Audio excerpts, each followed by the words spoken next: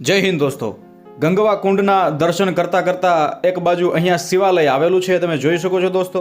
અહીંની કોતરણી આપણને મંત્રમુગ્ધ કરી દે તેવી છે, પરંતુ આ શિવાલયની ઉપર જે બે સિંહ અથવા તો બે વાઘની જે કૃતિઓ કોતરવામાં આવી છે દોસ્તો, એ તમે વિશેષપણે જોશો તો ત્યારે તમે પણ દંગ રહી જશો દોસ્તો। કંઈક સદીઓના ઝાંક ઝીલી અને આજે પણ ઊભેલી આ બધી પ્રતિમાઓ અને અહીંની વિશેષપણે આ તસે તસું માપ લઈ અને ઝીણવટ ભરી ઉકેરવામાં આવેલી જે કોતરણીઓ જે છે એ આજે એમ કહેવાય કે આપણને અચંબામાં મૂકી દે ભાઈ, કે જે તે સમયે એવા આધુનિક સાધનો નહોતા, કોઈ બીજી ત્રીજી વ્યવસ્થા નહોતી, ત્યારે આપણા નિપુણ જે શિલ્પ સલાટો હતા, શિલ્પકારો હતા, એમણે કેવી માવજતથી, કેવી બધી ચોકસાઈથી આ બધી કલાકૃતિઓ પથ્થરોની માલિપા ઉકેરી છે।